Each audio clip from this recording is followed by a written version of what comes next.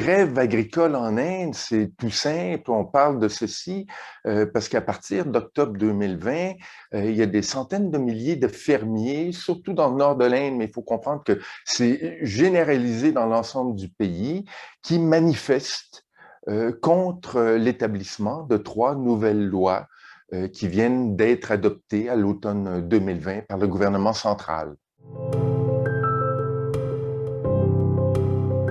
Ici, pour comprendre la crise agricole actuelle, c'est important de retourner un petit peu dans le passé. En fait, dans la fin des années 60, en 1966, il y a une révolution verte qui commence en Inde, qui est instituée par Lal Bahadur Shastri et par la suite par Indira Gandhi.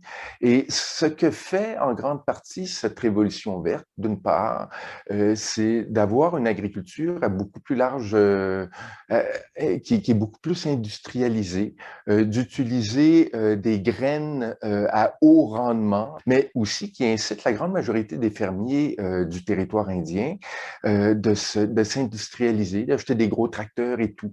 Alors, il y a un endettement, bien entendu, ça a un impact considérable dans les 2 premières décennies, c'est-à-dire que l'Inde devient beaucoup plus productive en termes agricoles, mais c'est que le corollaire, c'est qu'il y a un impact, un endettement très important chez la grande majorité des fermiers indiens.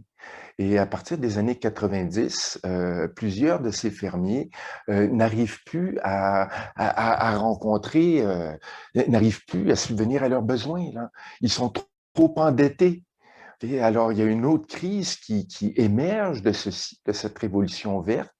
C'est une crise de l'endettement des fermiers, moment où il y a une libéralisation également de l'économie indienne à tous les niveaux. On remarque qu'il y a un taux de suicide chez les fermiers qui augmente de façon exponentielle. Okay? Alors, on est ici dans un contexte qui est particulier, où les fermiers sont un peu pris à la gorge. Et l'automne dernier, le gouvernement actuel indien introduit 3 projets de loi qui sont rapidement entérinés par le président de la République indienne comme étant cachères et qui sont passés comme des lois, ils sont mis en vigueur. Et ce que fait ces trois nouvelles lois indiennes, en fait, si on résume ici, parce que c'est un peu complexe, d'une part, ça libéralise l'agriculture énormément. Okay? Alors, pour contextualiser, il faut comprendre également qu'au préalable, le marché agricole indien, la grande majorité de celui-ci, est contrôlé par l'État. C'est-à-dire qu'il y a un prix minimum pour la vente du riz, pour la vente du blé, okay? Un peu comme on a au Québec avec le lait. Okay? On ne peut pas vendre le lait plus cher qu'un certain prix, moins cher qu'un certain prix. Il y a des quotas de production aussi. Mais l'un des objectifs de ces quotas, de ces prix minimaux, c'est de protéger les agriculteurs. Okay? Alors ici, on vient à éliminer ces prix minimums. Okay? Euh, et aussi, on vient à éliminer également les mandis. Les mandis, ça a été créé lors de la première révolution verte dans les années 70. C'est des genres de coopératives agricoles qui achètent directement des fermiers. Okay? Les fermiers vendent leur stock aux coopératives agricoles qui sont gérées à la fois par les fermiers et aussi par le gouvernement, okay? Dans le but de protéger la population fermière. Okay? Alors, on élimine ces coopératives et les grandes industries peuvent acheter directement des fermiers. Okay? Non seulement acheter de façon massive, mais peut par la suite avoir le droit d'entreposer les denrées agricoles. Alors, les implications, c'est qu'une grande entreprise peut acheter, premièrement, et passe des contrats directement avec les fermiers. Okay? Et si les fermiers ne remplissent pas ces contrats, okay, ils ont les mains liées, là. Les entreprises peuvent reprendre les terres des fermiers. Alors, il y a une crainte ici de se voir déposséder de leurs terres de par ces contrats à large spectre. Okay? D'autre part, les grandes entreprises peuvent également entreposer les denrées agricoles qu'elles ont achetées des fermiers. Avant, c'était simplement les mandis, seulement les mandis qui pouvaient faire ça. Okay? Alors, ici, en entreposant, et ça, ces entreprises-là, c'est des entreprises privées, là. Okay? C'est des intérêts privés. Alors, on peut entreposer le riz, le blé, okay? L'acquérir à bas prix, attendre qu'il y ait une pénurie et revendre à très haut prix. Là. Okay? Alors, ça, c'est les fermiers qui voient en fait encore, qui se voient dépossédés du contrôle d'une agriculture qui déjà leur a été... ils ont déjà très peu de contrôle là-dessus. Là. Okay? Alors, c'est ce qui a fait en sorte que dès que ce projet ou ces projets de loi ont été introduits en septembre 2020, okay, il y a eu une grande manifestation dans l'ensemble de l'Inde. Et lorsqu'ils ont été passés, adoptés comme loi en octobre 2020, là, les manifestations ont pris beaucoup plus d'ampleur. Okay? Et là, il y a des centaines de milliers de fermiers qui se sont dirigés vers Delhi, vers la capitale de l'Inde, là où siège le gouvernement central, pour protester, justement. Okay? Et ces fermiers ont utilisé des tactiques qui sont proprement indiennes. Ils ont fait des bandes. Bandes, ça veut dire fermer. Alors, on ordonne la fermeture de plusieurs choses, mais ce qu'ils ont fermé, surtout, c'est les autoroutes. Ils ont interdit l'accès à la capitale, ils ont fait des barrages. Mais ici, on parle de centaines de milliers de fermiers là, qui protestent depuis l'automne dernier, okay, et qui partent de leur terre un peu partout en Inde, okay, qui viennent s'établir en banlieue de la capitale parce que là, l'armée a été appelée, les empêche de rentrer à Delhi. Or, eux autres s'installent en périphérie. Ah, c'est des masses énormes de fermiers là, qui campent depuis plusieurs mois pour protester contre ces projets de loi, contre ces nouvelles lois plutôt, qui met réellement leur subsistance en péril, mais également celle de la population indienne. Parce que ce qu'on s'aperçoit ici, c'est un néolibéralisme à outrance. Là. Okay? C'est l'industrie privée qui vient à avoir une mainmise sur la production agricole indienne. Alors ici, il y a plusieurs acteurs qui sont présents. D'une part, il y a les acteurs gouvernementaux. Okay? Et tout à l'heure, je faisais référence à un genre de deuxième révolution verte ou une première révolution verte. C'est-à-dire qu'à partir de 1995, même en 2000, en 2004, le premier ministre de l'Inde de l'époque, Manmohan Singh, qui était avec le Parti du Congrès, recommandait une révision des lois agraires sur le territoire national. Okay? Mais là, ce qui vient ces nouvelles lois qui ont été mises en vigueur à l'automne dernier, ça a été fait sous l'égide du Bharatiya Janata Party, qui est le nouveau parti au pouvoir, le nouveau parti politique qui est au pouvoir depuis 2014 en Inde. C'est un parti extrémiste nationaliste d'extrême droite, en fait, hindou, qui veut établir une Inde hindoue, mais à l'intérieur de ce parti nationaliste, c'est une plateforme néolibérale qui est mise de l'avant. De l'autre côté, il y a les coopératives agricoles. Okay? Les unions ou les différents syndicats de fermiers qui sont extrêmement diversifiés parce que la grande majorité de ces syndicats sont étatiques, sont en lien, c'est des appartenances en fait en lien avec les différentes provinces ou les différents États qui sont présents sur le territoire national ou fédéral indien. Alors, à l'intérieur de chacune des provinces, il y a différentes coopératives. Certaines sont plus à droite, certaines sont plus à gauche. Okay? Certaines coopératives ont une appartenance linguistique, alors que d'autres, c'est d'autres types d'appartenance. Okay? Alors, c'est extrêmement diversifié. Il faut comprendre que la grande majorité de ces coopératives agricoles, pas l'ensemble de celles-ci, pas l'ensemble de celles-ci, mais la très grande majorité sont contre ces nouvelles lois.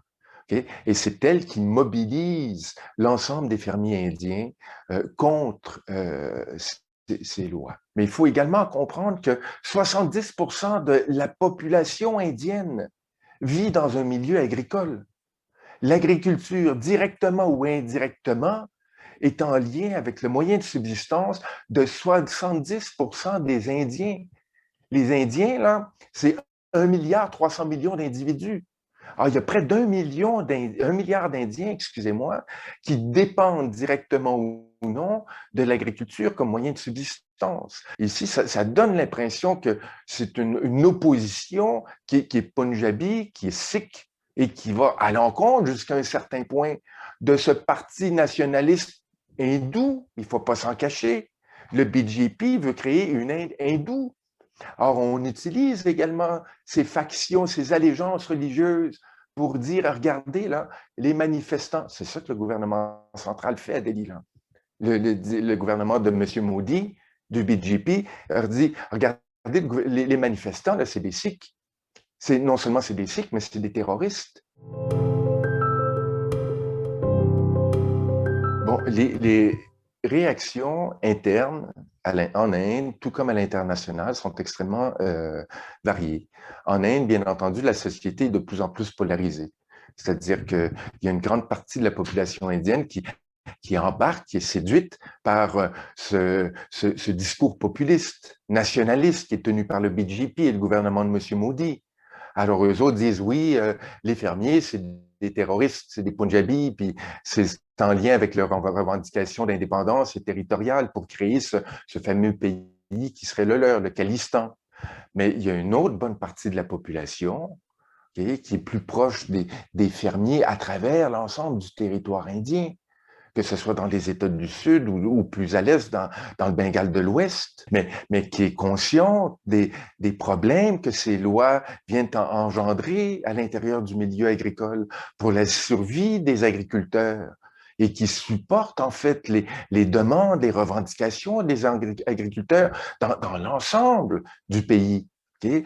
C'est extrêmement divisé.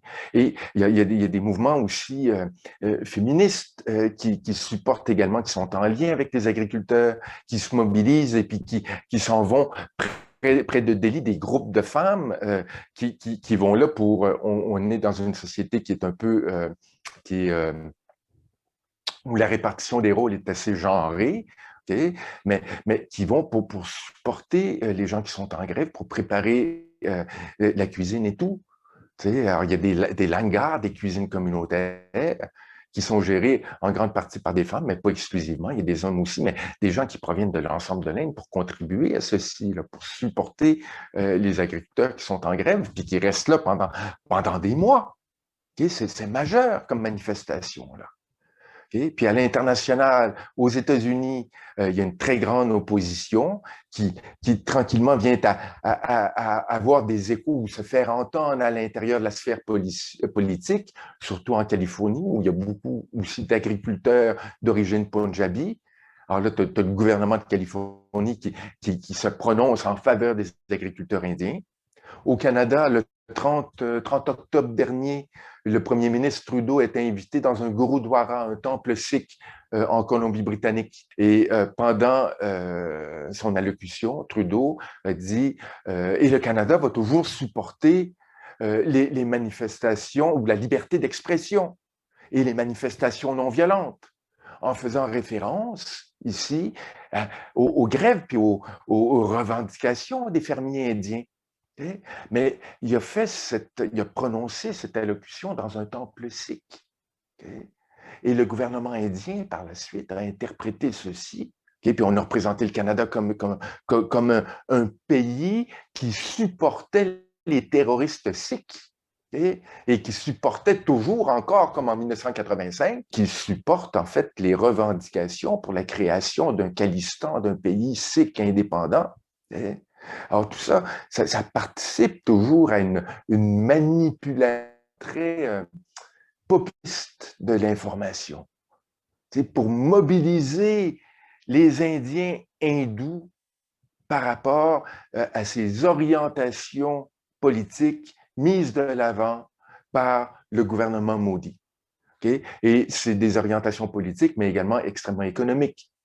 Okay? Parce qu'on vient à favoriser ici des grandes corporations indiennes, internationales, au détriment des coopératives agricoles que représentent les mandis, okay? Qui ont été créées à l'origine lors de la première révolution verte, là, pour protéger les agriculteurs. C'est l'ensemble de notre population ici, c'est son avenir qu'on vient à miner, là. Donc, comment tout ça va se résoudre, c'est très dur à dire. Là, il y a plusieurs élections étatiques dans différents États. C'est bien possible qu'il y ait des oppositions qui soient provinciales ou étatiques vis-à-vis de ces trois lois qui sont fédérales, qui émanent du gouvernement central. Mais il va y avoir également en 2023, ça vient quand même assez vite, 2023-2024, excusez-moi, des élections nationales, fédérales en Inde. Mais c'est que d'ici là, si ces trois lois viennent à être appliquées, c'est assez pour miner le système agricole indien tel qu'il est présentement. Okay? Et je vous disais que déjà, il y a une crise à l'intérieur du système agricole, c'est-à-dire que une grande majorité des fermiers ont de la misère à subvenir à leurs besoins. Okay? Et il y a un taux de suicide qui est incroyable. J'ai pris quelques notes ici. Depuis 1995, il y a plus de 300 000 suicides de fermiers en Inde. 300 000 suicides. Alors, ces nouvelles lois ne vont qu'accroître ceci.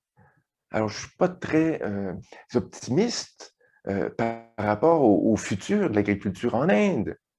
Et avec une population d'1,3 milliard d'individus, l'Inde se doit de s'organiser pour être autosuffisante en termes de subsistance alimentaire. Et chaque pays, là, on voit ça au Canada, au Québec, avec la crise de la COVID puis des problèmes de transport. C'est important de développer des autosuffisances locales à tous les niveaux, là. Mais le néolibéralisme qui est mis de l'avant en Inde fait tout pour décourager cette autosuffisance beaucoup plus locale et régionale.